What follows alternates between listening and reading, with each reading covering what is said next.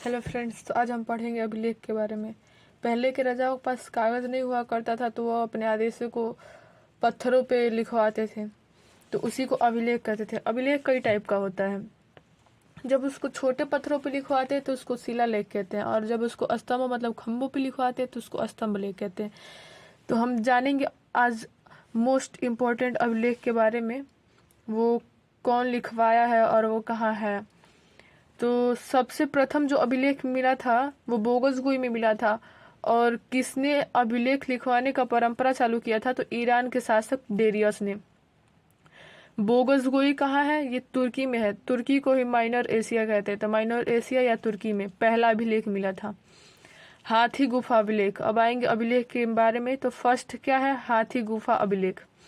हाथी गुफा अभिलेख कलिंग के राजा खारबेल ने लिखवाया था, और इस अभिलेख में किसके बारे में लिखवाया गया है, तो इसमें कलिंग का युद्ध जो हुआ था उसी के बारे में लिखवाया गया है। उस समय कलिंग के राजा कौन थे, नंदराज थे।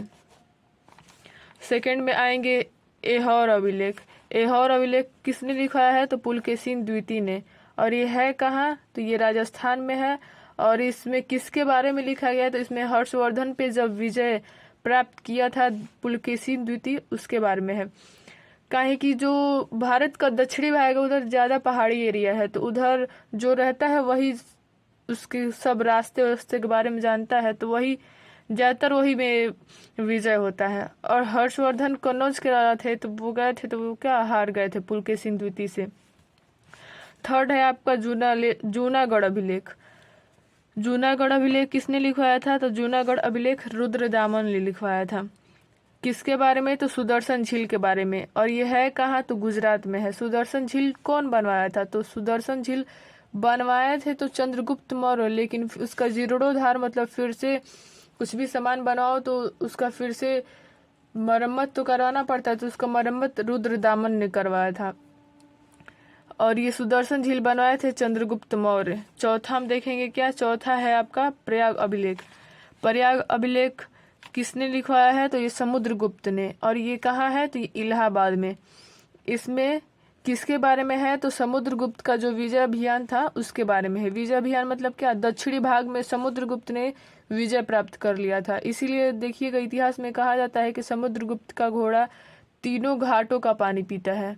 3 समुद्रों का मतलब भारत 3 साइड से समुद्र से घिरा हुआ है, तो वो तीनों समुद्रों का पानी पीता था। इसके मतलब दक्षिणी भारत पे क्या समुद्रगुप्त का राज चलता था।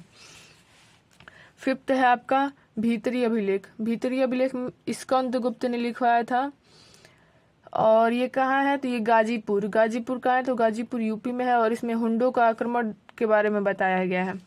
बिहार अभिलेख, छठवां बिहार अभिलेख है। इसको भी स्कंदगुप्त ने ही लिखवाया था, और इसको अश्वमेध यज्ञ के लिए लिखा गया था।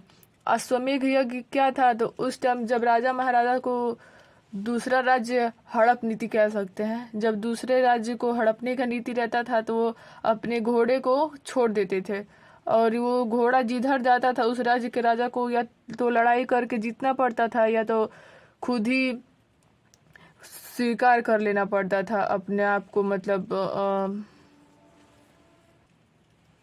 गुलाम के रूप में, मतलब उनके सामने खुद को घुटना टेकना पड़ता था। और ये है कहाँ, तो ये बिहार शरीफ में है। सातवां देखेंगे तो सातवां जो मोस्ट इम्पोर्टेंट है वो है मंदसौर अभिलेख। तो मंदसौर अभिलेख मालवा के यशोवर्मन, मालवा के शासक यशोवर्मन ने लिखवाया था।